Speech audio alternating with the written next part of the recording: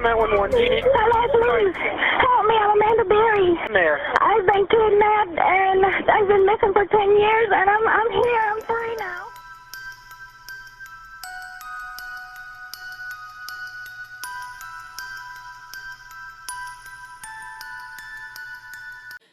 Hi crime lovers, welcome to Crime City. I am Kay, the mayor of Crime City. In this series, we talk everything about crime. From solved, unsolved, mystery, cold cases, everything. If you love true crime stories like I do, I kindly suggest that you subscribe. And become I'm sorry. And become a permanent resident of Crime City.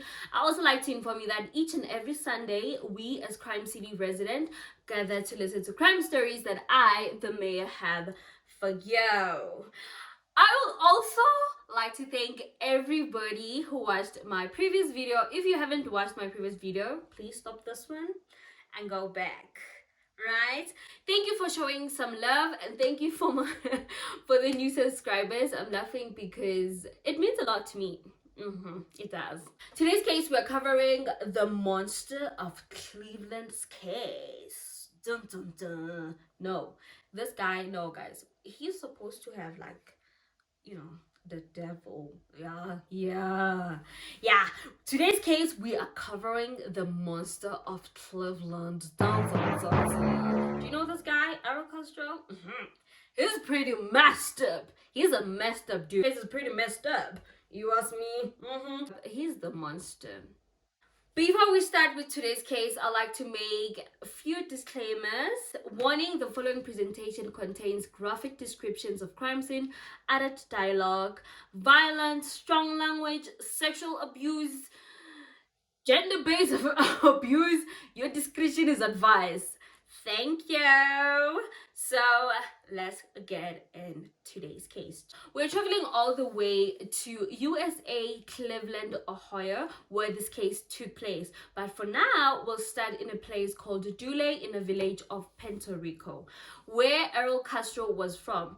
Ariel was born on the 10th of July, 1960, to Pedro, his father, and Lillian, his mother.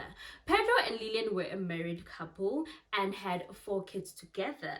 But Pedro here, he had a secret, a very big secret, that he was married to another woman and he had other 4 kids with this woman. He did not have 8 kids in total, nay. We had 9 kids in total, including Ariel.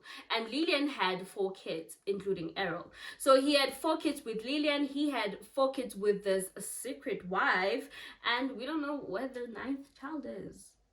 You know, man, how they are.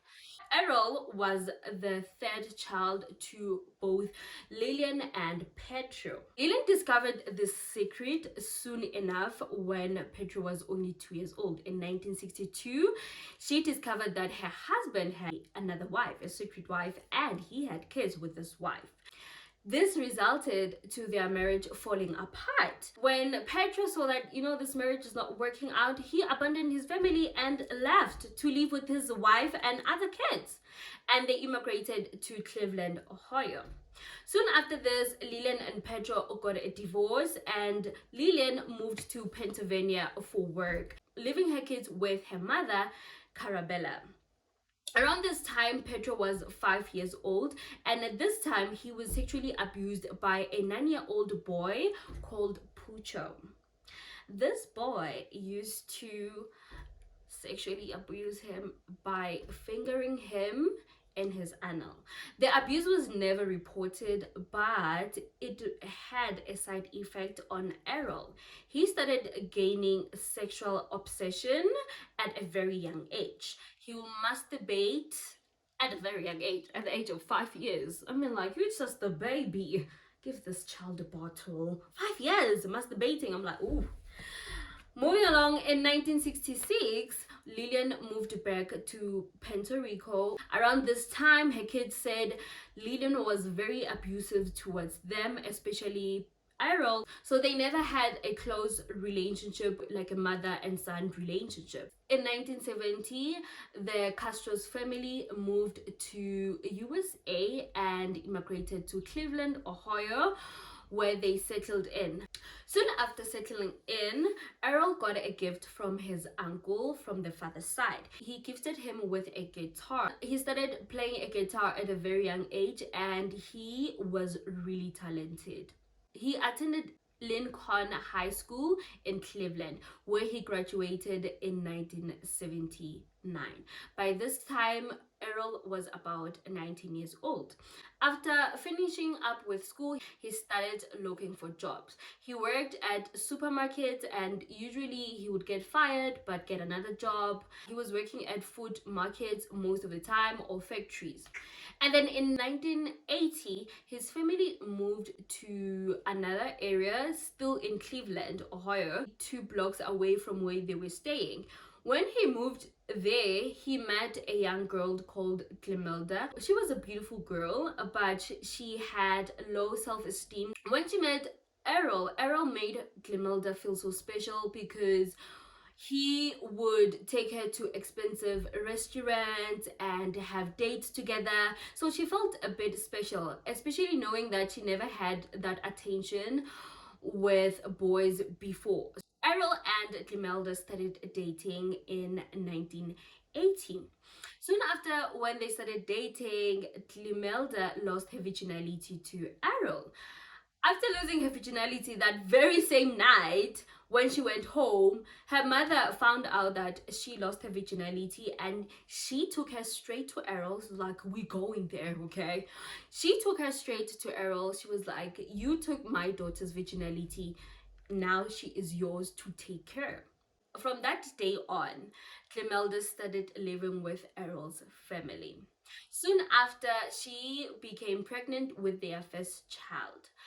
Everything was fine. Errol accepted that he's gonna be a father, and around this time he was 21 years old. Clemelda gave birth in 1981 to their son, who was named Ariel Jr. Anthony Castro.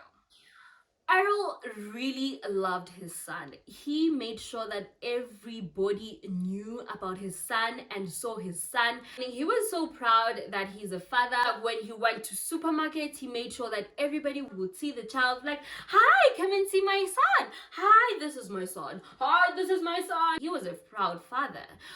And their relationship continued, and soon after, Clemelda fell pregnant with their second child, and she gave birth in 1983 to their daughter Angie. But with this child, he did not want anybody to see their daughter. He did not want anyone close to her or anyone touching her. If you were seeing her, you were not allowed to touch her. But their relationship was not as sweet, as nice as it was in the beginning, because after the birth of Anthony, Ariel started controlling Clemelda. He started being abusive physically, emotionally, mentally.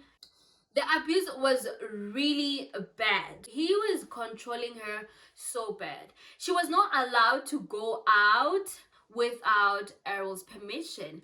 And if she had to go out, she had to wear long dresses, long tops, like cover herself all over from head to toe. She had to be covered. And Ariel was a very racist person. Clemelda was not allowed to watch any TV programs which had black people in it. And if he went to work and came back, he would usually go to the TV and test it if it is hot. If the television was hot, he will open a TV guide to see which TV programs she was watching. If she was watching black TV programs, she would get a really bad beating. Ariel would abuse Clemelda throughout the years. The abuse was not really a minor abuse. Ariel broke Clemelda's nose, Clemelda's back, legs, hand, you can name it. He was very abusive and not a very loving boyfriend towards her. Remember, Grimelda and Errol already had 2 kids, but they were not married at this time. Soon after, in 1988, Errol and Grimelda welcomed their third child, which was Emily Castro. The same thing happened. He was not allowing anybody to see their third child. He was not allowing anybody to touch their third child. The abuse was still continuing, and when Errol would usually bid Grimelda, he wouldn't allow her to go to the doctor because he know that the doctor is going to question her, and only she would have to promise that she won't report him at all, or else he would give a death threat to Grimelda. And then in December 1989, Errol beat Grimelda in a bad way that she ran to the neighbors to ask for help. When she got there, the neighbors called the police. The police took her statement and they had to go to court. Errol met Grimelda like in the hallway, and he started telling her how she's going to kill her and her kids. So when they're inside the court, because she was scared, she withdrawn and she didn't testify. So Errol was released. No charges were pressed on him. In 1989, she was pregnant and she gave birth soon after this. And she became pregnant with their 5th child. By this time, she told Errol that, hey, I'm pregnant and we're gonna have our 5th child. Errol did not take the news very well. He was so disappointed. He was like, you pregnant? I don't want to be a father anymore. So make sure that you don't give birth to this child. He induced miscarriage on her by beating her up severely in a bad way. Like, he beaten her in a bad way, like, and she lost the child. How cruel is that? How cruel is that? Ariel, I hate this guy. Ariel was a lazy guy and he kept on being fired each and every time he got a job. He was working at a plastic factory where they fired him because he was very lazy. He did not want to work and they chased him out. Soon after, he found a new job. He was lucky, I guess, when it came to jobs. Soon after, he got another job and he got fired from that job. After being fired many times from his previous work, he was lucky enough to find a job at a Cleveland school where he was a school bus driver. At this job, he was so terrible. He was dealing with kids and he was not responsible. He'll make illegal U-turns. There was this one time whereby there was a child in the bus and he had to go to school, but Errol said, you know what, I'm going to catch breakfast. I want breakfast. I'm hungry. He left the child in the bus. And when the child was like, no, I have to go to school, he literally tortured this child emotionally. He was like, you're not going anywhere, sit down. And after eating breakfast, he took the child to school. This showed how heartless he was. He didn't care about anybody or anything. But in his neighborhood, wherever he went, he pretended to be the sweet, amazing guy. If there was parties, he would attend. He would bring along cakes or drinks. He seemed like a happy guy, and nobody was like Errol was cruel. Only his family, Grimelda, knew that Errol was cruel. And in 1992, he managed to purchase a home for Grimelda and the kids so that they could live together as a family. He bought the home from his uncle. It was in Cleveland, Ohio, I'm not sure. Samuel Street 2207. A pretty good house for raising kids. Soon after arriving to this house, he started making renovations, and the renovations weren't good, child. They were not good at all. He was making the house look like a prison. He had padlocks. He was tinting the windows to be dark, and he was not allowing Grimelda and the kids to go in the basement. He loved the basement. He made it a dark place. You will even swear that he was a Satanist. No offense, but I'm just saying, like, it wasn't welcoming. There was this one time where Errol came back home very drunk and he started beating Clemelda. He broke her nose, arms, ribs, and he threw her down the stairs in the basement. This resulted her to have a blood clot. As time went by, this blood clot kept on growing and it became a tumor. The doctors told Clemelda that this tumor is growing in a bad way and this will result in her death. So by then, Clemelda saw, I'm not safe in this house and I want to leave for my kids. I'm not married with this guy. We have 4 kids. He doesn't love me. He always beats me. I'm like his punching bag. So Clemelda decided, you know what, let me go and live with my parents. She went and lived with her mother. Her mother welcomed her back with open hands. Soon after they separated, Clemelda moved on and she met a guy. This guy is Colono. Guys, I'm so bad when it comes to pronouncing words. Colono. Okay. So she met this guy, and this guy was very loving towards Clemelda. He loved Clemelda with her kids. He would usually take Clemelda's kids to school. He was a very good stepfather. There was this one time where one of Ariel's daughter called Ariel while she was in the stepdad's house. And Ariel asked, where are you? And whose phone are you using to call me? And she said, no, it is my mom's boyfriend. And Errol was furious. He was so angry that Clemelda moved on so fast. Like, what do you mean?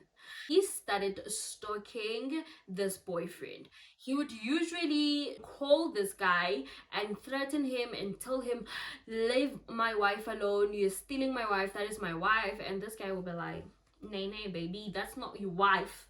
That's not your wife. You didn't marry her. But what Errol did, he would usually lie and tell people that he's married to Clemelda, which is not true. They were just boyfriend and girlfriend. There was this one time whereby Clemelda's boyfriend was accompanying one of Errol's daughter to school, and Errol saw them. He wanted to hit this guy with his car, but luckily he managed to escape. He reported this to the police, but the police did not file any charges because of lack of evidence.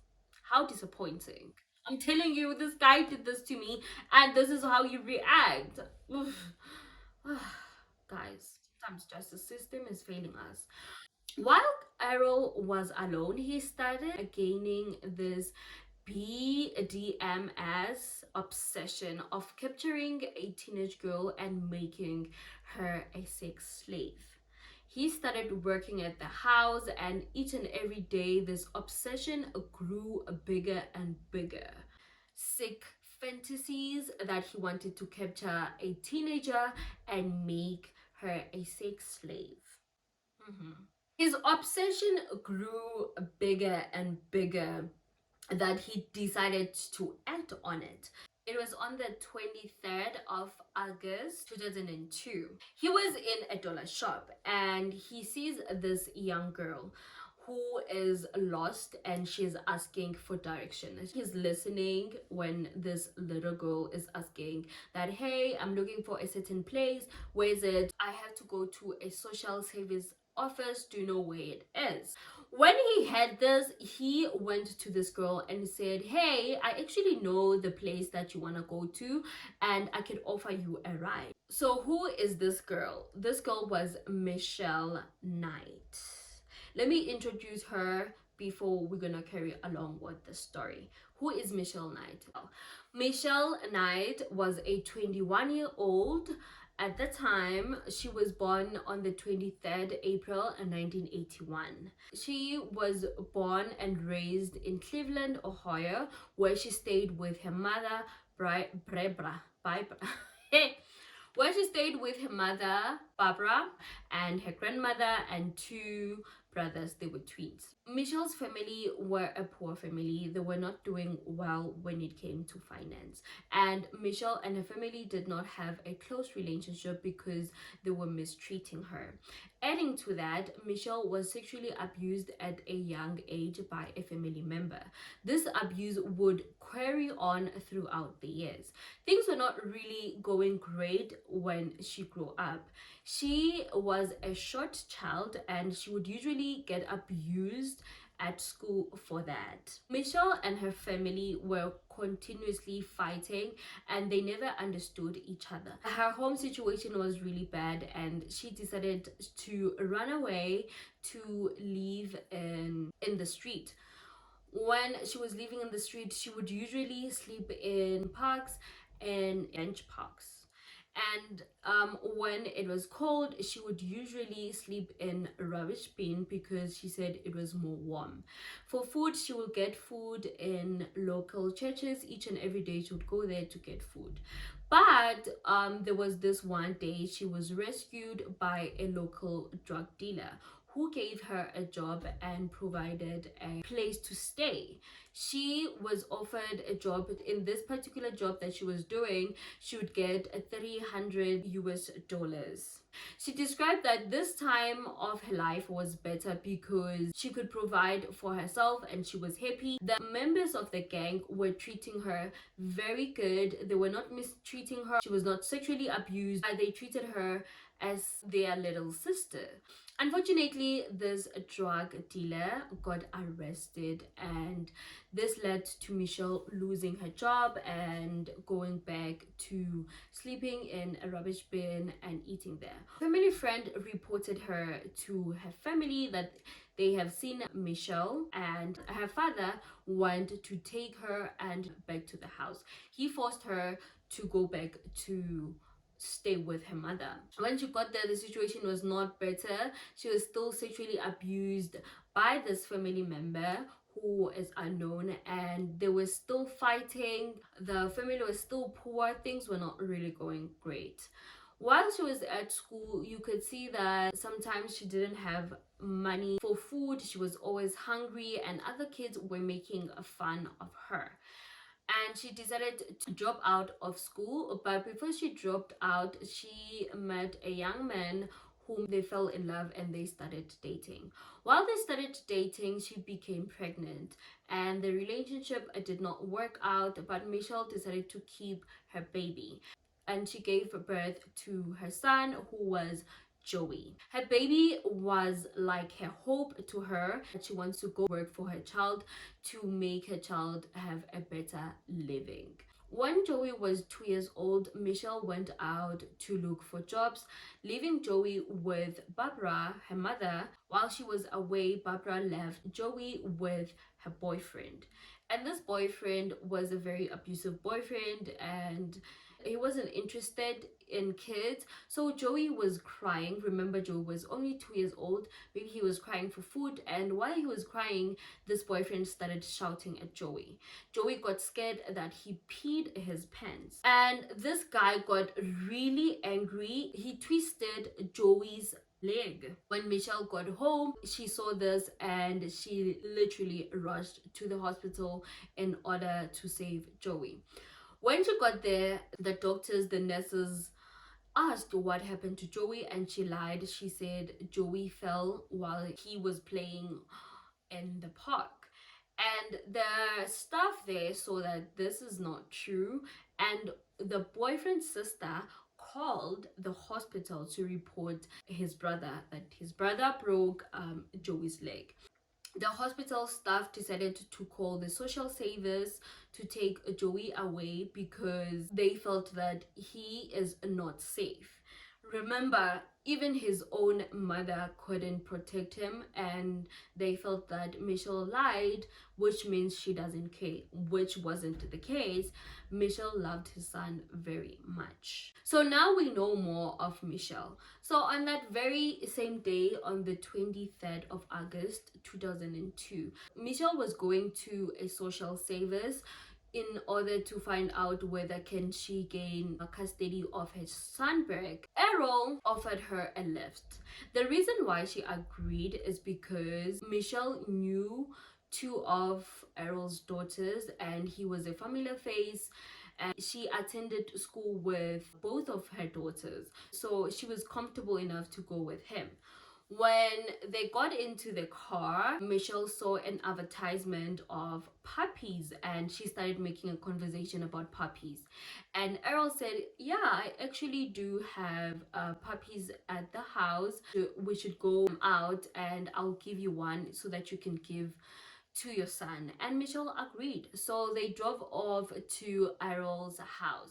When they got into the house, Ariel said the puppies are upstairs, they should go there. Michelle hesitated because she was not hearing any puppy sounds. I was like, where are the puppies? But she went there, and when she got there, hell broke loose because Errol started changing his attitude. He started sexually abusing Michelle. Michelle was so scared, she didn't know what to do. She said she felt like it was hell. We got in the house. It was kind of awkward. I didn't hear puppies. I didn't hear no sounds. So I started to get a little nervous, and then I got even more nervous as we were going up the stairs. And next thing you know, we were in a room, and I never got out. After he was done sexually abusing Michelle, he took her downstairs in the basement where he chained her up to a pole and made her wear a motorbike helmet so she couldn't see whether it was daylight or it was dark. Next to her, he put a bucket, so if she wanted to pee, she just had to pee in the bucket. And while Michelle was kidnapped by Errol, nobody looked for her. No missing person report was opened. No Amber Alert for Michelle. And Errol used this to torture Michelle. He used to tell her that nobody cares about you, nobody's looking for you. I didn't think anybody was looking for me because when I was at home, nobody really looked for me at all. Because there was a point of time when I ran away from my mother, and she didn't look then. Yeah, this is the phrase that he used. If I were to kill you today, nobody would look for you tomorrow. While Michelle was in that house, she got all type of bad treatment. She was beaten on daily basis. She was starved for 2 to 3 days, sometimes even weeks without eating. And she was only allowed to bath once a week. The only time that she was not chained, it was when Errol would sexually abuse her. And after he was done, he would chain her up again. There was this one time where Errol went to the shops and asked Michelle what she wanted, and Michelle said she wanted a radio. And when Errol came back, he came back with the radio and a puppy, a pit bull puppy for Michelle. And this puppy and Michelle bonded very well. It grew up. 7 months later, when Errol was mistreating Michelle, started beating her up, puppy tried to protect Michelle, and Errol got angry that he broke the puppy's neck. How cruel is that? So she was tortured each and every day. She didn't know which day it was. And Michelle would get pregnant 5 times with Errol's kids. And each and every time she became pregnant, this guy would beat her up until she miscarried. You were pregnant? Yes. And each time he aborted it. One was worse than the other. First, he'll starve me. He'll give me soda all the time to prevent milk. He'll throw me downstairs, use blunt objects to abort it. Pipes, bats, he will use anything to make it go away. One day he came in the room and I was sleeping and he jumped on my stomach. I'm sorry, Michelle. And he's the reason why I can't have children now. And I didn't mention that there was this one time where Clemilda was pregnant with their fifth child, and when she told Errol, Errol didn't receive the news very well. He was angry and he beated Clemilda very hard to make sure that she also had a miscarriage. So the very same technique used on Clemilda, using it to Michelle. He was using it towards Michelle. So Michelle had five miscarriage. Michelle had five miscarriage. Up until this day, Michelle is unable to have kids because of the damage that Errol did on her. She's not able to have kids. Imagine being pregnant and having morning sicknesses. Pregnancy is a lot on its own. So since Errol fulfilled his stupid fantasy, but he wasn't satisfied still. He wanted another girl. And the other reason he said he wanted another girl, is because he said Michelle is not a teenager and he was looking for a teenager. The fact that Michelle was not a teenager, he got angry. He started treating Michelle very bad because Michelle wasn't a teenager. The only thing that fooled him is because Michelle was very much short. So Errol kept on telling Michelle that he wanted another girl. He wanted to capture another teenage girl, even if Michelle wasn't a teenager, but he kept on telling he wanted a blonde girl, a short, he described his victim, right? And on the 21st of April 2003, Errol would strike again. On that day, he was driving.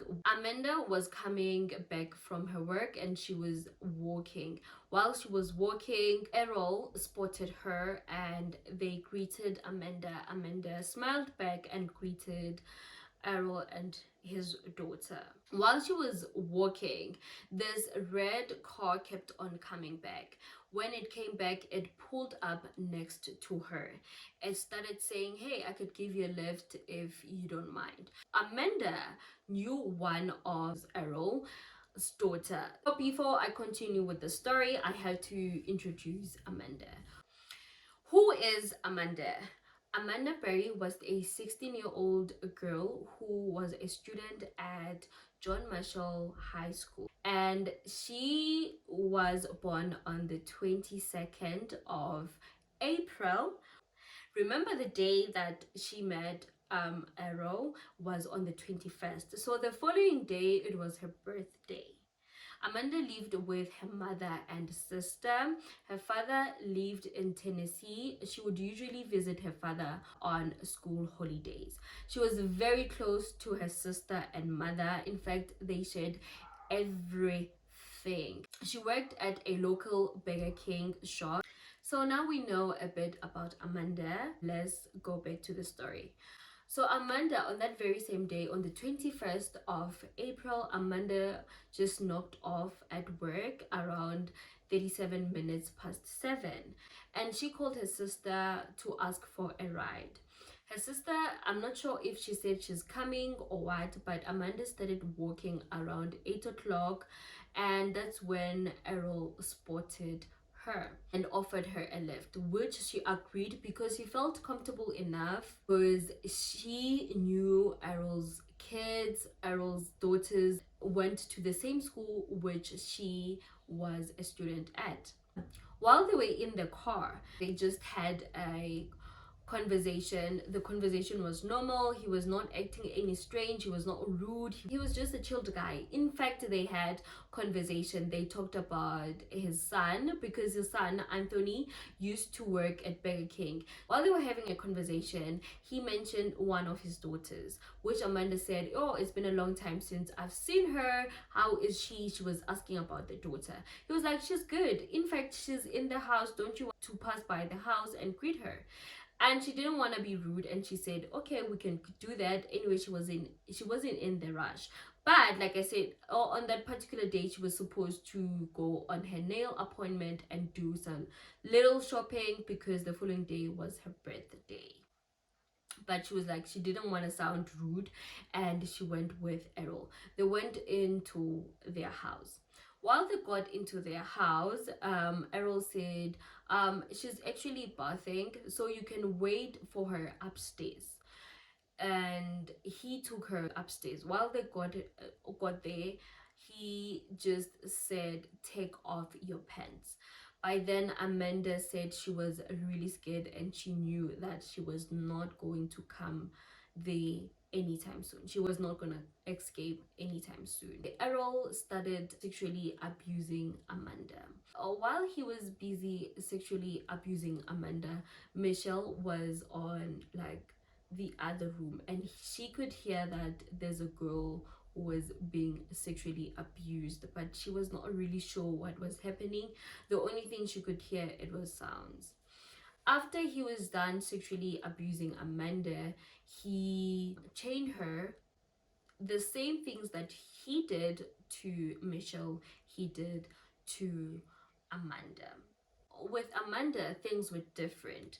Her mother started growing worried when she didn't see Amanda, and she started calling Amanda's phone. It was ringing, but nobody was picking up. She grew worried because she knew that Amanda wouldn't just walk off or just go MIA, because the following day it was her birthday and she was so excited to do her nails and do some little shopping for her birthday, and she was looking forward for her 17th birthday. Her mother straight up started calling her so many times and she was not picking up. She immediately went to the police and reported her daughter missing. The police hesitated at first, and they were like, no, maybe she just went off or went off to her boyfriend. But that very same time when her mother reported her missing, the police started searching for her. Her mother gave reasons that, firstly, tomorrow it's her birthday, and Amanda was looking forward to her birthday, and she wouldn't miss her nail appointment. So, and also if Amanda would go anywhere, she would usually take her phone charger with her. She would never leave her phone charger, and she was sure that Amanda, wherever she is not safe. And Amanda was not answering her phone. They decided to go to her boyfriend's house, DJ's house. The name of her boyfriend was DJ. When they got there, DJ also said he is looking for Amanda. He has been trying to call Amanda, trying to text Amanda. The reason being, they were supposed to meet at 10 p.m. So he was surprised that Amanda just kept quiet. She didn't say anything about the meeting. He was worried. He kept on texting, he kept on calling. On the other side, the mother was doing the same, the sister was doing the same. The police was searching for Amanda. They went around. This became the most biggest search ever. 2 days after Amanda was kidnapped, the media covered Amanda's case.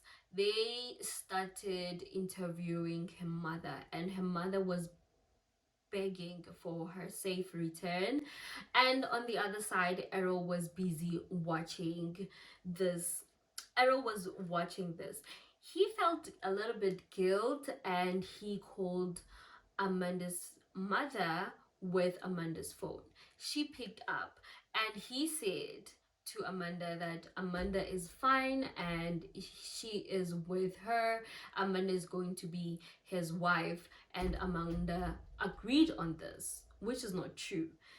Before her mother would even say a word, he hung up.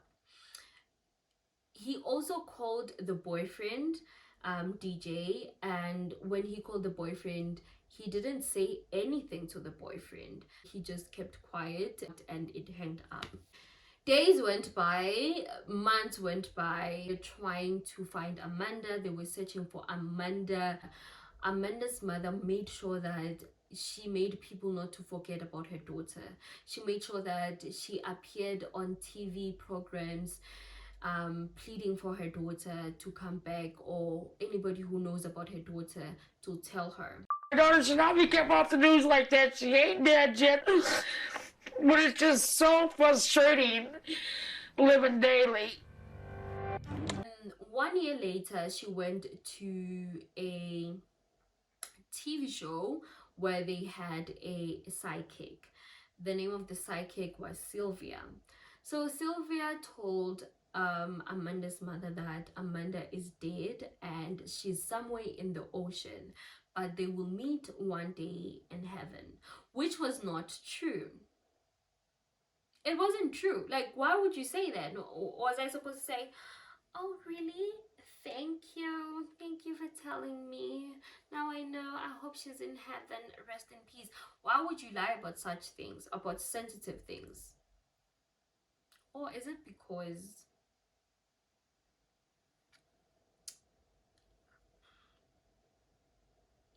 why? On the other side, Amanda was still being abused by Ariel. Ariel mistreated the both of the girls. But with the girls, they were not staying in the same room. Amanda had her own room and Michelle had her own room. And this room's state was very dirty. It was messy. It is just a disaster. And on a daily basis, the girls would get tortured, would get sexually abused, the girls would be starved. Sometimes he would feed them once a day. Sometimes if he felt like he doesn't want to feed them, he wouldn't. And while on the other side, he was living like a normal person. He was seen on public, he was going to work. He was just a normal person. And he fooled everyone. He obviously lived two separate lives.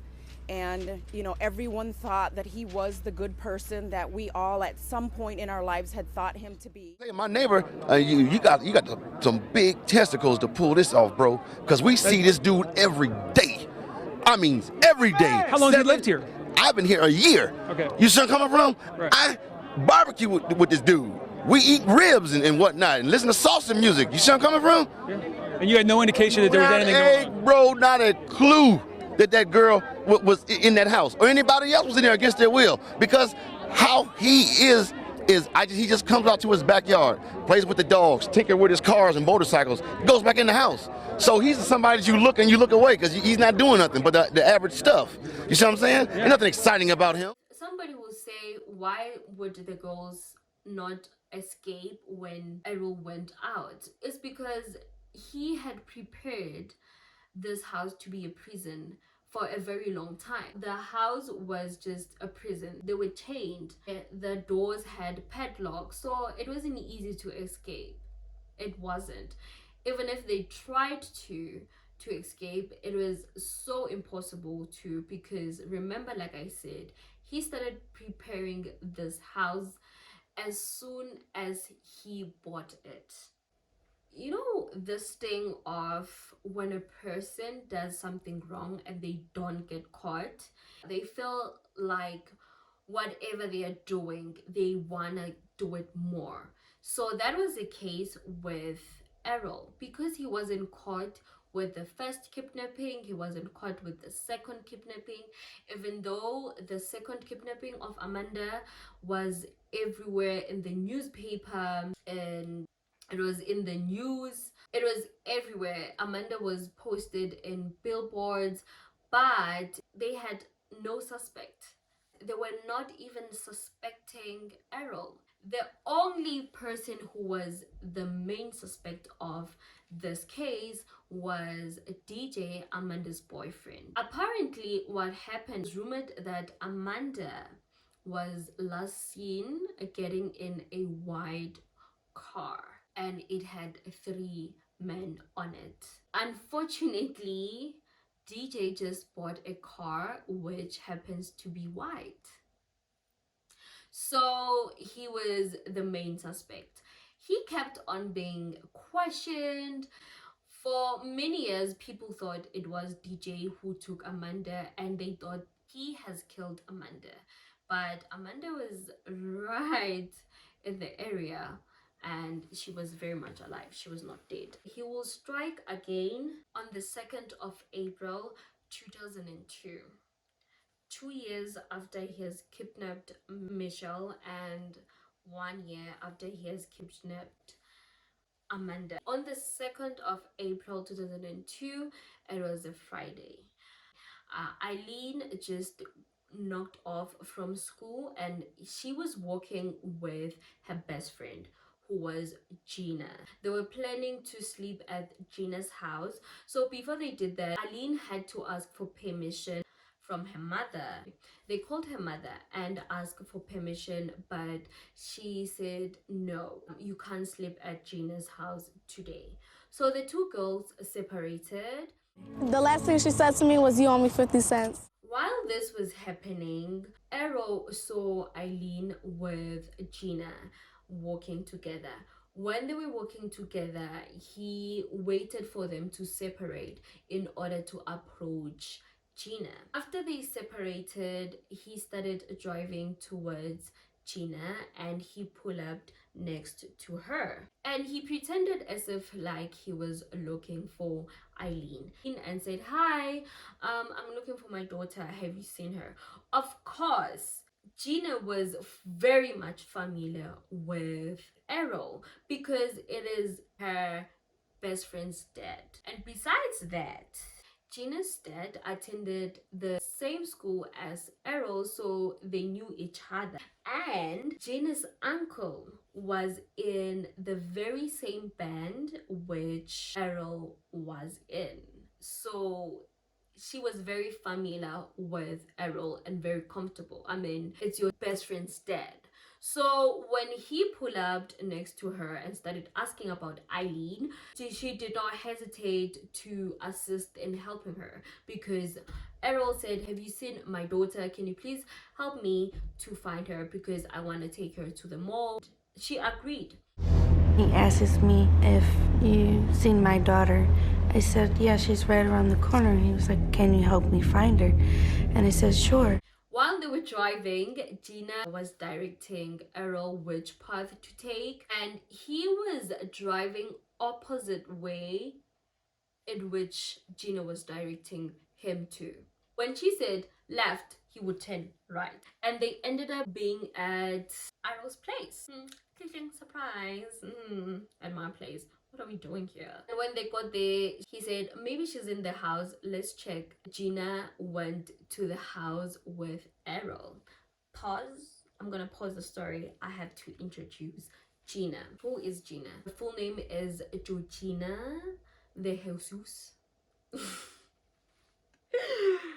I hate this part, guys, because her last name, her surname, you pronounce it in a very weird way. When you write it as the Jesus.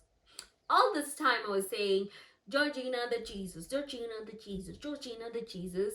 And when I was busy researching and looking at TV interviews, they kept on saying Georgina the Jesus, Georgina Jesus. So I was like, what?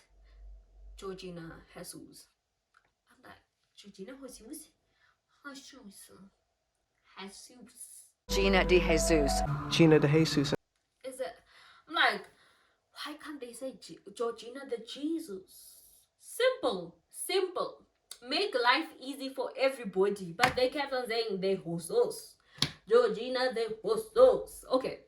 okay, I'm so sorry.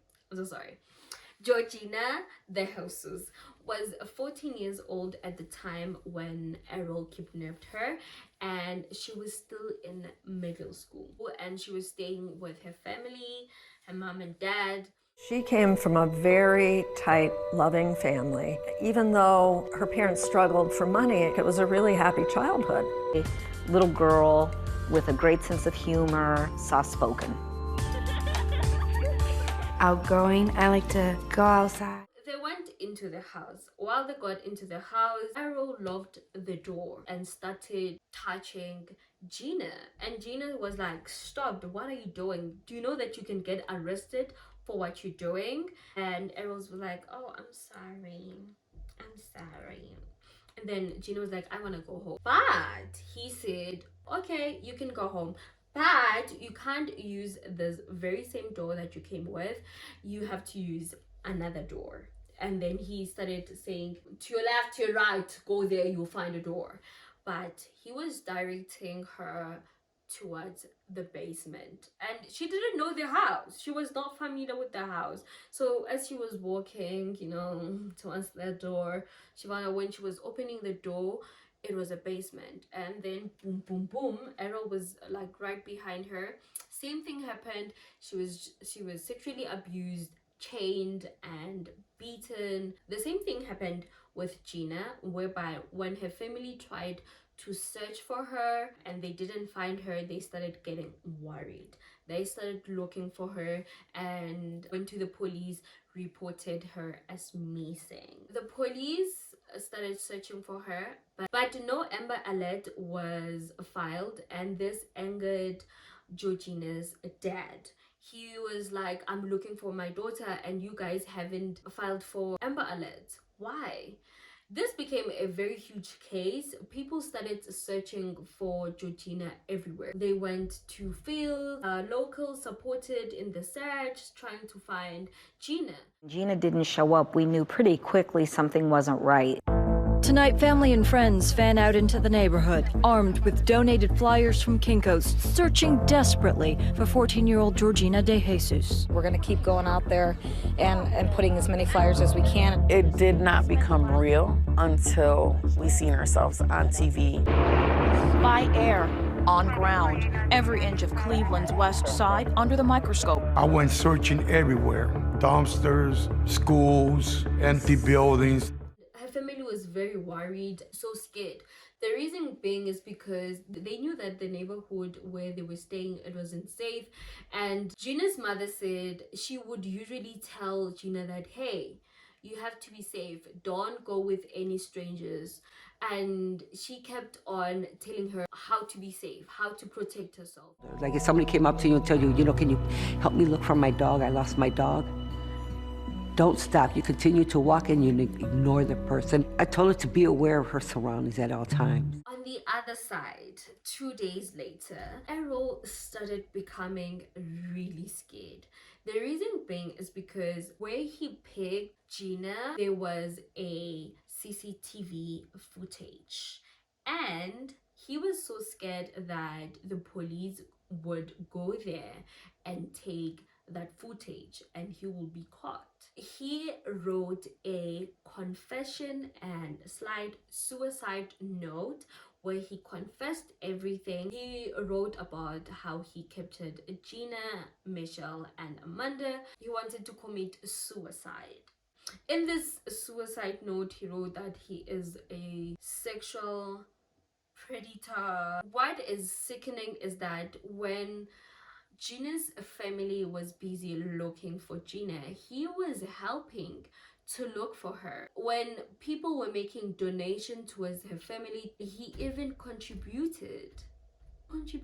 How sick is that? And Gina's mother would usually pass by Ariel's house just to give people flyers of her daughter. And while her mother was doing this, Ariel had the guts to go towards her mother and ask for that flyer. And he took the flyer and gave it to Gina. He was like, hey, your family's looking for you. And I got you.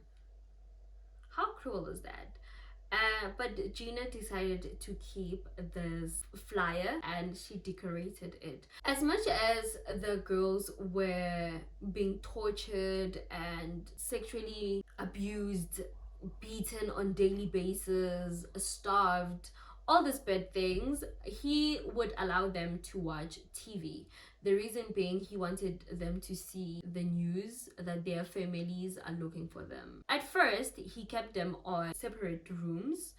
Michelle had her room, Amanda had her room, and Gina had her room. Gina said there was this one time whereby Ariel said there are other girls in the house and Amanda Berry is one of them. Remember, Amanda Berry was all over the news. She was known that she was missing. It was a big case.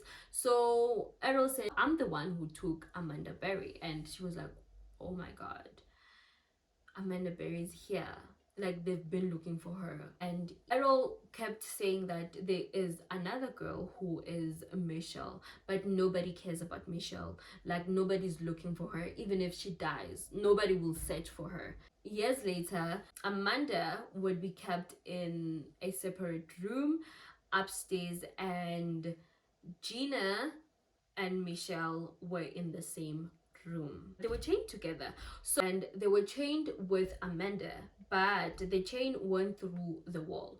Like, Amanda was in the other room and these two were in another room, and the chain just went through from her ankle to Amanda's ankle. I'm not sure if I'm making sense. Am I making sense?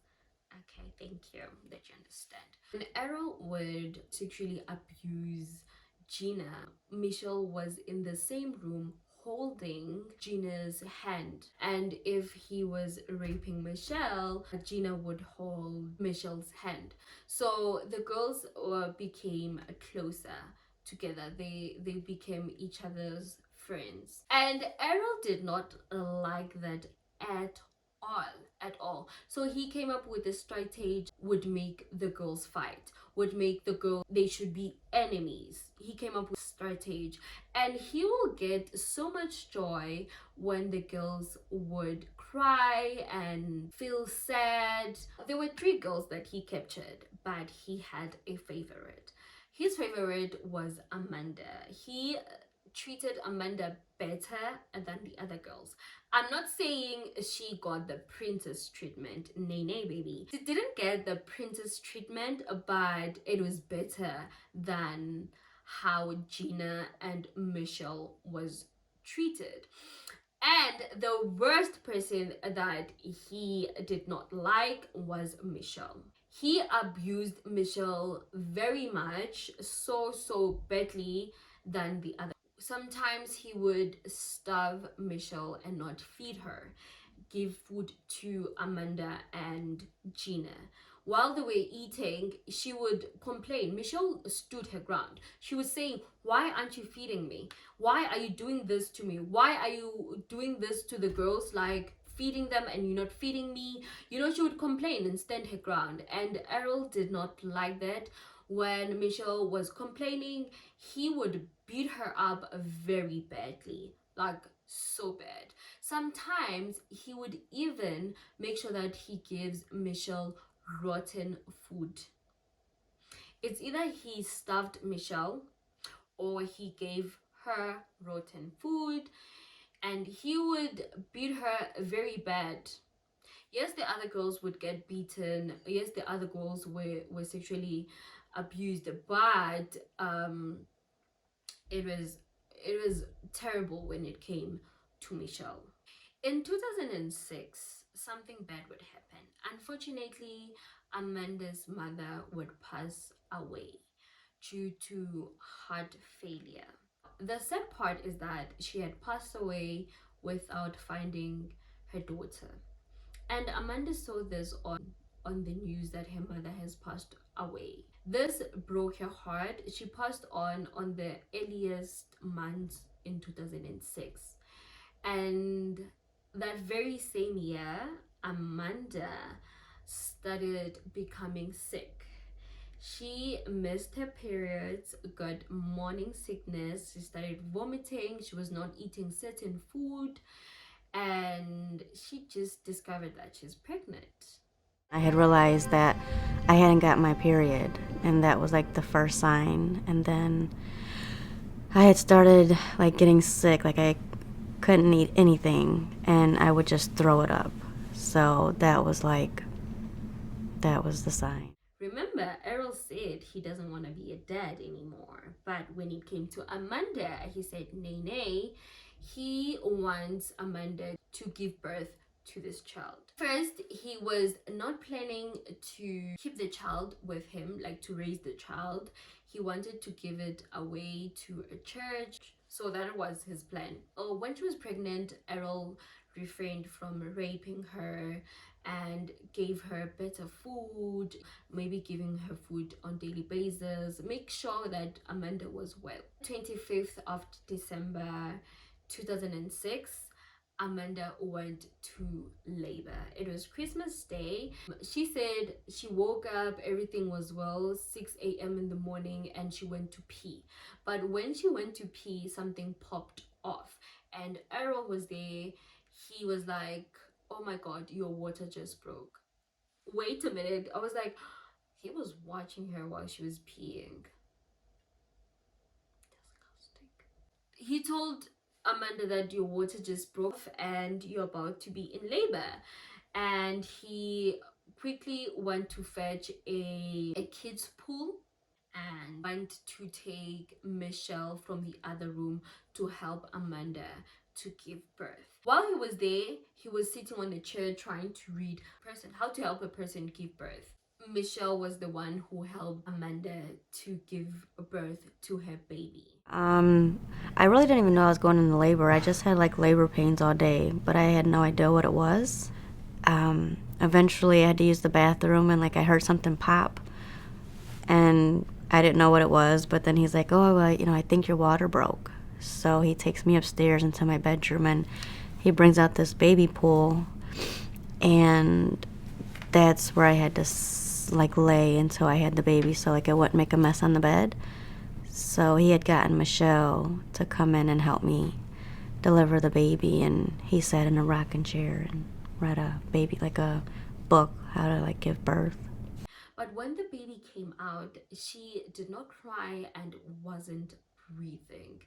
Michelle was scared, Ariel was scared, and Amanda was scared. And I think Gina was also there. Ariel started to threaten Michelle. He told Michelle that if this baby dies, I'm going to kill you. So you have to make sure that this baby leaves. And Michelle said she tried everything she could to make sure that the baby leaves. She did CPR on the baby and the baby started breathing and she cried. They were so happy and relieved. The baby was so beautiful. It was a baby girl, and Amanda decided to call her baby Jocelyn. Joyce. You know I'm bad with names. I'll write it here. I'll write here, but it's Jocelyn. I'm so one of you is watching me, like, she can't even pronounce name. How stupid of her. But her name was Jocelyn. Jolene. Joy something. Joycelyn or Joy, but it is that. It is around there. Okay, you'll forgive me, guys. I'm so sorry. You could imagine somebody who kidnapped you. Now you have a child with him. I don't know how Amanda did that. I don't know. That is so crazy. Joylene started growing up. Amanda and her baby girl shared a room, and Gina and Michelle were still sharing the same room. Amanda and her baby girl shared a room, and Gina and Michelle was in the same room while her baby was growing up. But she was not raised as a normal child. Michelle, she wanted her child to be educated. So what she would do is that she would teach her child each and every day. She would pretend as if like now she's a teacher, she's not her mother, and she would teach her each and every day. Would pretend walk to school. Yeah, I try to make it as real as possible for her, So we would lock the door and we would walk to school, cross streets, and I would tell her, stop at green lights and look both ways when it's a red light. And we would finally get to school and I would sit her down and tell her, okay, I love you, have a good day. And then I would become her teacher. Jolene was growing up, she was given old toys, she was given old clothes to wear. The sad part, I don't know, should I say the sad part? She was very close with her dad, and Errol loved her so much. They were very close, very, very close. After Amanda had given birth and the baby girl was growing up, Amanda would usually be unchained and she would have a little bit of you know, not freedom, but the baby wasn't chained. So Amanda would have a little movement around the house, but he would make sure that he locked all the doors, make sure that all the windows are safe, right? But when he went out, he would chain her. But the only person who wasn't chained, it was her daughter, Joy. Joy. Oh, I gave her a nickname, is Joy. So she wasn't chained at all, right? And when she was 2 years old, some sources say when she was 4, some say 2. I'm like, which one is it? Which one? But I believe the 2 years one. Okay, let's say 4, whatever the age was. Ariel started taking her out, like in public places, and Amanda recalls that the very same day that she went out for the first time, she looked her in the window. She looked down and she saw her, and she said she was so happy to see her daughter outside, seeing that sun shining bright towards her. It made her very happy.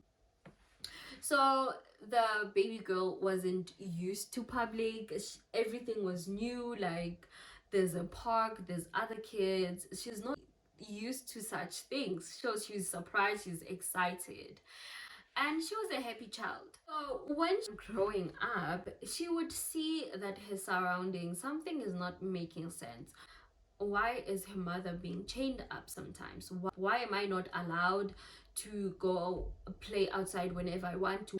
So she was starting to recognize her surroundings. On the 6th of May 2013, Errol went out to run some errands. Amanda was upstairs with her daughter. While she was with her daughter wanted her dad and she went downstairs. Remember I said she was the only one who was unchained. So as she was busy looking for her dad, she couldn't find her dad and kept asking. She was like, "Mommy, where's daddy?" And she was like, "No, maybe he's outside." He was like, "No, I can't see him." She couldn't see her father. I went to Amanda. I can't see his blue car. I don't think he's here. I think he has left. So luckily that day Amanda wasn't chained, and she went downstairs and she noticed that Errol wasn't around. He just left. Remember, he wasn't reporting to anybody when he left. He would leave anytime he wanted to. So Amanda noticed that the main door wasn't locked. The only door that was locked, it was the outside door. So there were 2 doors. I've never seen that in South Africa, but yeah, I would see that. So the door looked like this. The main door wasn't locked and the outside door was locked. And Amanda thought for a second that I need to escape. I need to make a plan. I need to escape. She tried opening the door, but she wasn't able because the size of that door, she couldn't even fit her hand. So what was the plan? She made sure that, you know what, she saw a neighbor. And when she saw the neighbor, she started screaming for help. She was like, "Help, help, help, help. Help." And one of the neighbor heard her, who was passing by, and decided to go to Amanda. When he decided to go and hear what this girl was saying, but when he got there, the problem is that this neighbor was not speaking English. He wasn't hearing Amanda at all. He was not understanding her at all. So language barrier. How sad. The reason why is because the area that Errol was staying in, it was full of immigrants. So people who were originally from Puerto Rico, where he was from. They were speaking, I don't know, French, Spanish, something like that. Okay, so it was Amanda and this neighbor couldn't understand each other. So while this neighbor couldn't hear Amanda, he decided to call this other neighbor who happens to be passing by. It was Charles. His name was Charles. He was a black guy. I was kidnapped. I'm Amanda Berry, and please help me to get out. So without hesitating, he started helping Amanda. They break this door. Like, there was a little bit fence where Amanda could go through with her daughter. She crawled, her daughter crawled down and went out, and she went out. Goes to go downstairs because she was allowed to go downstairs, you know, when she wanted, if he had the door open usually. And so she goes downstairs and she's like, I guess looking for him. And she comes upstairs and she says, Mommy, Daddy's blue car is not here. And I said, so what does that mean? You know, just maybe he's in the garage. Go look in the garage. Go look around the house. He's in the backyard somewhere. So she's okay. Because I had the TV, I don't see anything. So I finally tell Justin, I'm like, okay. But then I try to open the door, the screen door, and there's like a lock on there, like a chain lock. So I'm like, oh my gosh, like, and I noticed, like, as I looked at it, like you had to have a key to unlock it and open the door. So I'm like pushing it. I'm thinking like, oh, it's gonna break easy. It's just a screen door, but it didn't break. So I'm like, at that point, I'm like, you know, yelling and screaming, and I'm like, it was just about that much room that I could fit my arm through. So I have my arm like waving, going crazy, like, somebody please help me. To the nearest house, which was 2210, to ask for help. Call the police. She called 911. Cleveland 911. Do you need... Hello, please. Help me. I'm Amanda Berry. You need police, fire, or ambulance? I need police. Okay, and what's going on there? I've been kidnapped and I've been missing for 10 years, and I'm here. I'm free now. Okay, and what's your address? 2207 Seymour Avenue. 2207 Seymour. It looks like you're calling me from 2210. Okay, stay there with those neighbors. Talk to the police when they get there. Okay. Hello? Yeah, talk to the police when they get there. Okay, I'm right now. We're going to send them as soon as we get a car open. No, I need them now before we get back. All right, we're sending them, okay? Okay, I mean, like, who's the guy you're, who's the guy who went out? His name is Ariel Castro. I'm Amanda Berry. I've been on the news for the last 10 years. Okay, I got that here. I already... Right, the police are on the way. Talk to them when they get there. Okay? I told you they're on the way. Talk to them. After the police came by to the house, and they came by rushing, breaking the door, and to search for this other victims, 2 other victims, as Amanda has mentioned in the call. While they were breaking in, Michelle and Gina hesitated to come out because they didn't know that it was the police. They thought that Amanda was caught by Ariel, and Ariel was beating her up. The reason being that they thought this is because sometimes Ariel will play mind games by ensure that he doesn't lock the doors, just to test them if they would escape. If they try to escape, he would beat them badly. So they thought that Amanda was caught and Ariel was beating her up. And the police went through the house and they kept saying it was the police. Who's in the house? There was police. They still hesitated because they thought that anybody could say police, or maybe it's Castro saying it's police, trying to test them.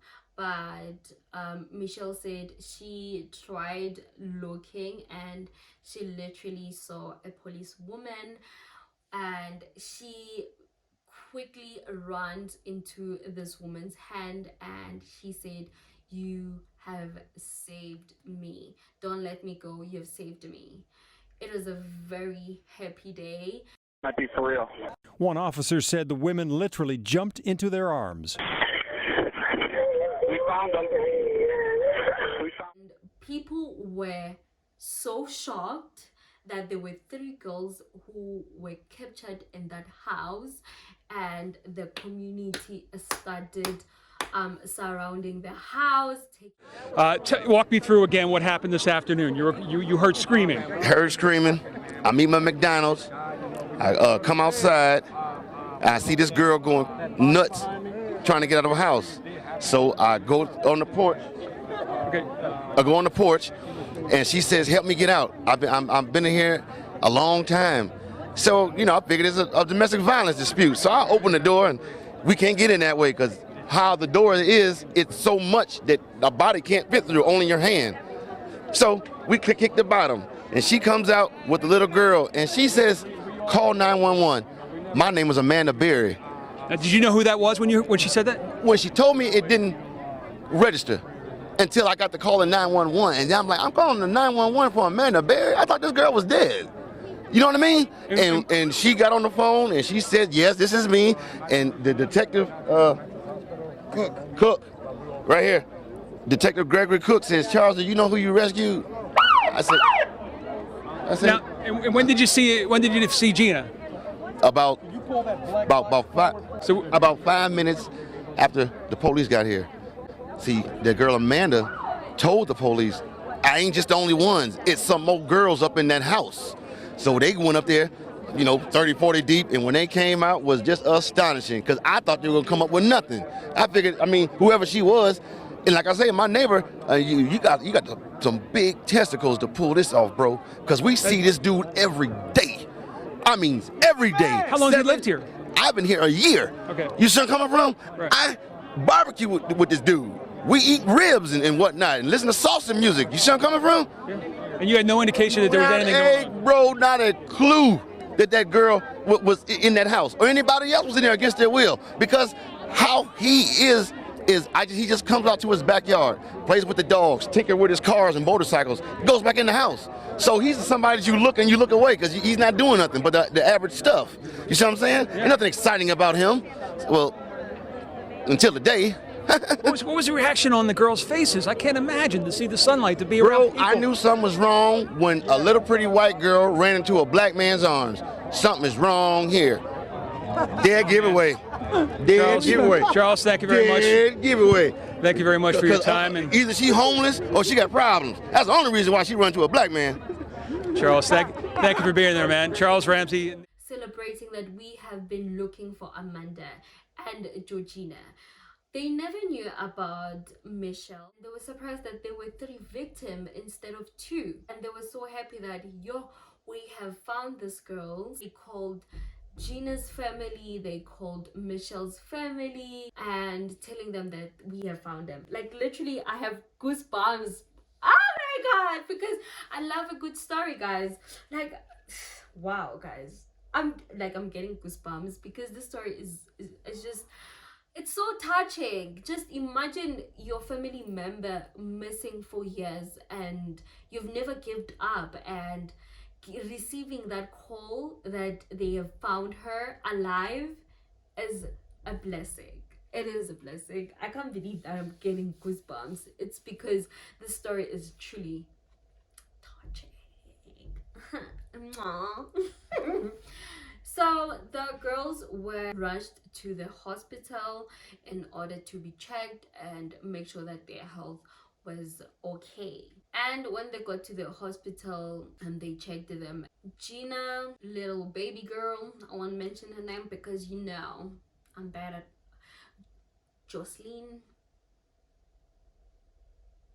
Gina, Jocelyn, and Amanda were discharged early because yes, they were damaged, physical damage, but it wasn't bad. The physical damage which were bad were Michelle's health was not really doing good. The doctors even said that she only has 2 days to live because it was terrible. One of her eye was blind, one of her ears was deaf, and her stomach was in a bad condition due to eating rotten food or being starved for days. So that affected her. They said she only have few days to live, and maximum being 2. So they were trying to make sure that they save Michelle's life.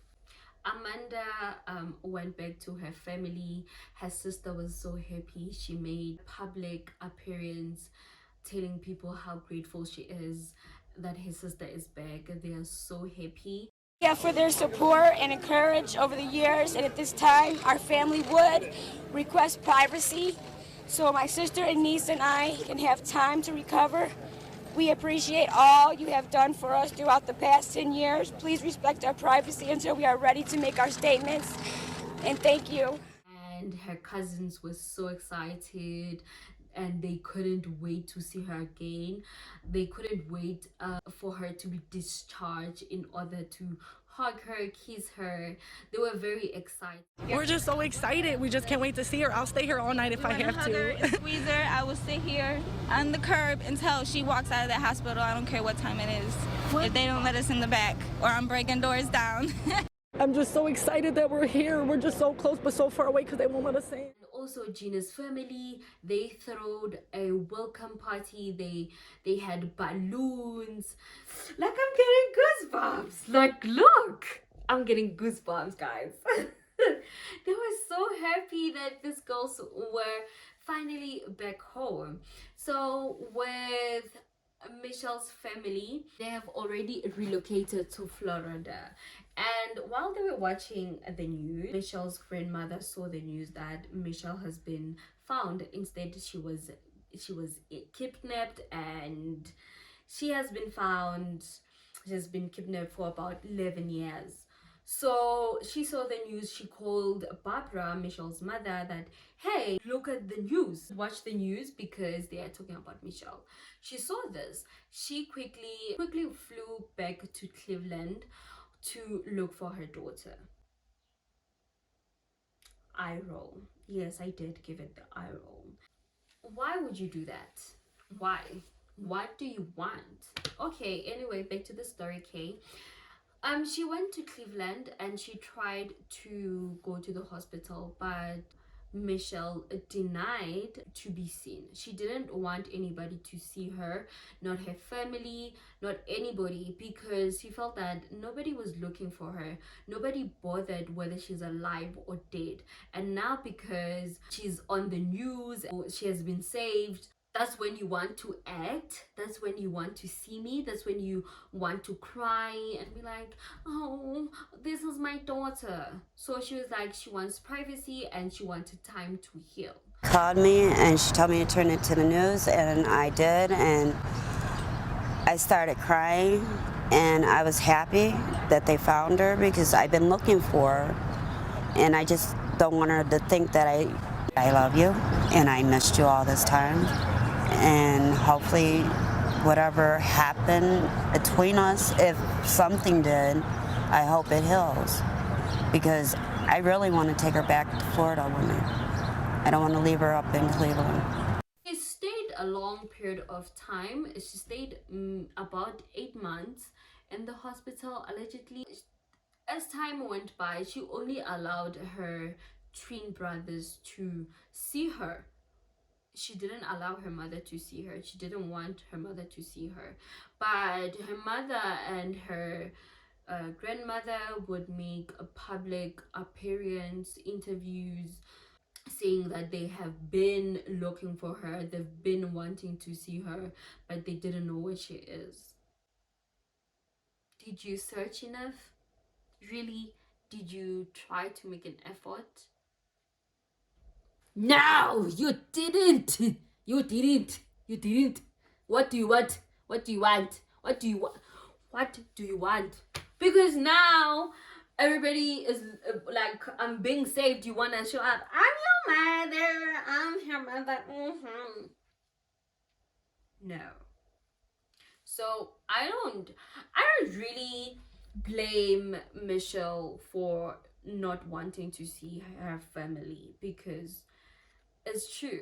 I that's what I love about Michelle. Like, when she feels like something's not good enough for her, she'll speak out. Like, I don't want to see you, and that's okay. Some of us would be like, oh my god, she's my mother, I have no choice, and they show up. So anyway, that very same day, 6 o'clock, They arrested this monster.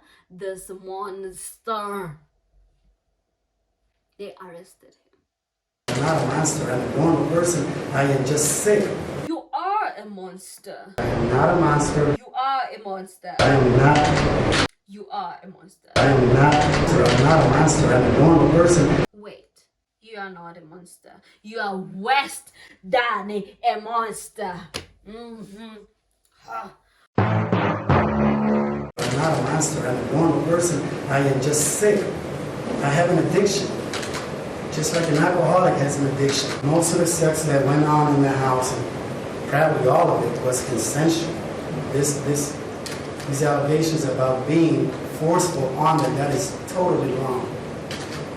Because there was times that they would even ask me for sex. I am a normal person. I just have an obsession. You are a monster, and that's on period, child.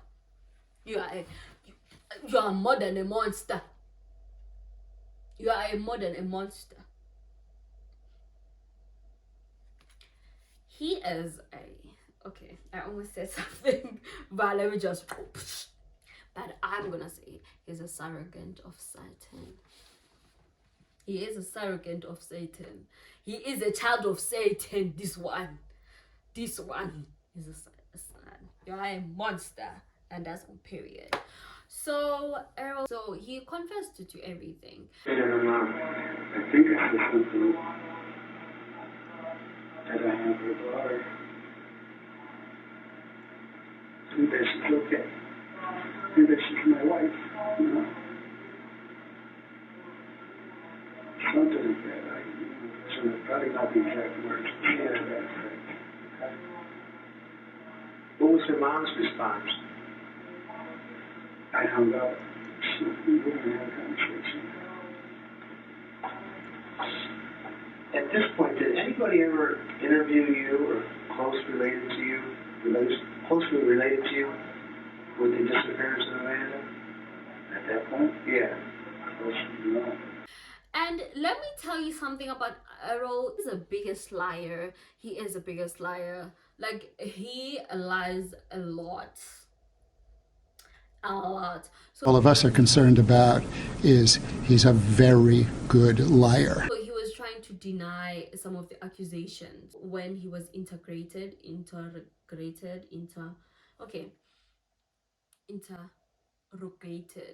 When he was interrogated.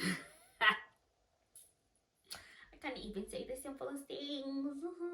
When the police started questioning him, he was just lying about some of the details, but he ended up confessing. When the police saw that Ariel was the one who kidnapped Georgina, they were like, wow, what a close call, because there was a sketch of the suspect, and this sketch really resembles Ariel. The only difference is that they said this person had green eyes and Ariel didn't have green eyes. But just look at the sketch very carefully. You could see that this is Ariel. It is him. So the police were like, wow, what a close call. So while they were questioning him, I'm like, wow, America, baby, you're so sweet. Because while they were questioning him, he was eating pizza. He was given a pizza. He was, baby, that was your last good meal, I'm telling you. In South Africa, they will never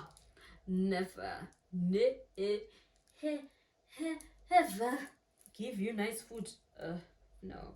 And he made his court appearance.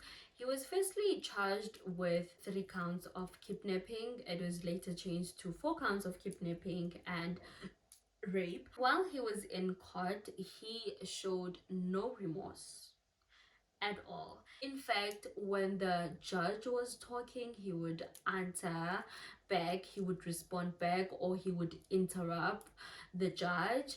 Ariel Castro was still bold enough to interrupt the judge several times. This exchange was over the aggravated murder charge. There was never no evidence of me murderizing a fetus. That never happened. Mr. Castro, you talked with your attorneys and you made the decision to plead to count 1 yes, as indicted, correct? I just want to clear the record. I never killed anyone, and I am not a murderer. And he was lying. He was saying that the girls are the one whom to blame. He wanted to blame the girls. He was like, he's not the one who made the girls to get in the car. He did not point the girls with the guns. He did not kidnap. And he also said that the girls, while the girls would ask him for sex, he did not rape them. Liar. Like, liar. Why would you lie about such things? I cannot describe how much I hate this guy. And he also said the girls were happy being there. They were very much happy. You guys know all the harmony that went on in that home. And the sex, according to Castro, was not rape. All of it was consensual.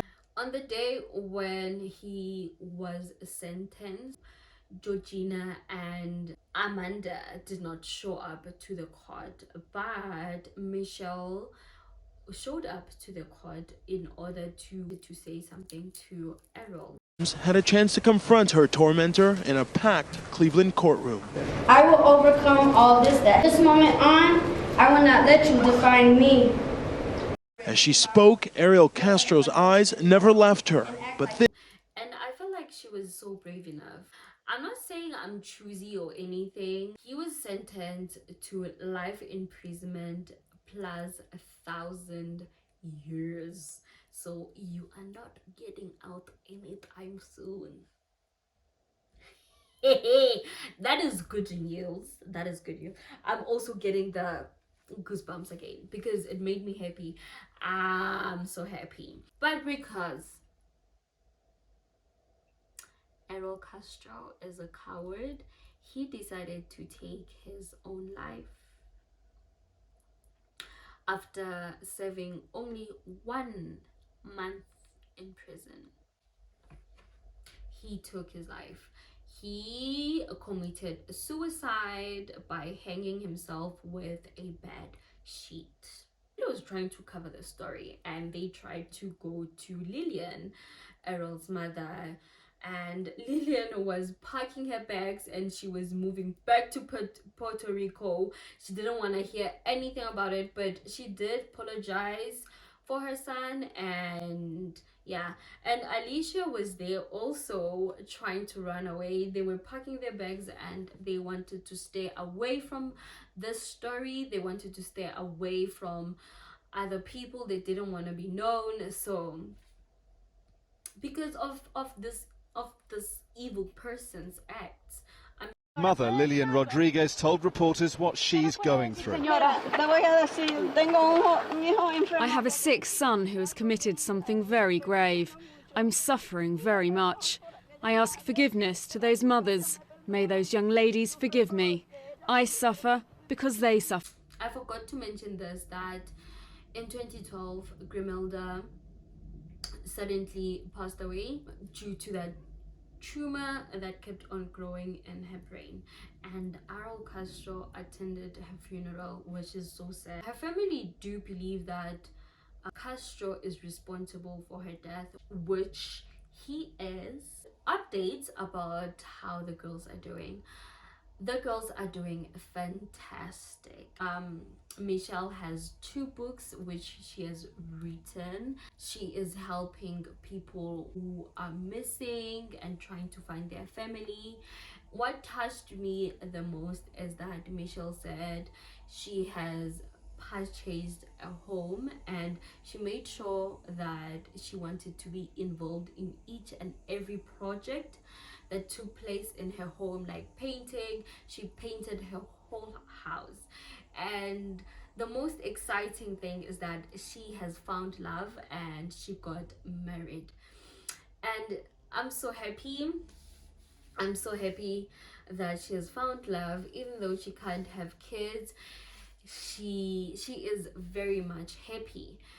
And her child was adopted by a loving family. This family makes sure that they send Michelle her son's pictures, giving her updates. And Michelle did mention that the reason why she did not take her son back is because she didn't want to disturb her son's life. She wanted him to have a normal life. That is a very sweet thing. But she has dogs which love her so much, and she changed her name to Lily Rose Lee. She went to study arts and crafting, things motivating people. She's a motivational speaker. Amanda and Gina went to graduate high school and they got their diplomas, and Amanda became a TV presenter. She also has a book, and she's raising her daughter as a single parent. And Gina also is helping to find missing people. She's spending more time with her family. And about her family, they went to celebrate her birthdays, all those 9 birthdays that she was in there. They threw her a big party. It was a very touching story. What I love about this story, it started at a bad note with this monster, but it's a happy ending. Everybody loves a happy ending. I love a happy ending. Hope you love a happy ending.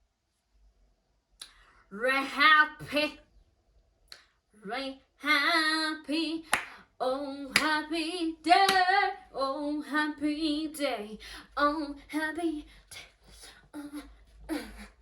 oh happy, happy, happy, happy day. That is it for today's case. I hope you enjoyed as much as I enjoyed telling you about this case. For today's lesson, what is today's lesson? Never ever trust anybody. Whether you know them or you are familiar with their faces, never trust them. And also, you better check on your neighbors' houses. Make sure when you are knocking on your neighbors' houses, you would look around. If you see something suspicious, make sure that you call the police, unless you're staying in South Africa, because South Africa police service is really bad. I will see you on the next one. I'll see you next week in our next meeting on Sunday. Love you a lot.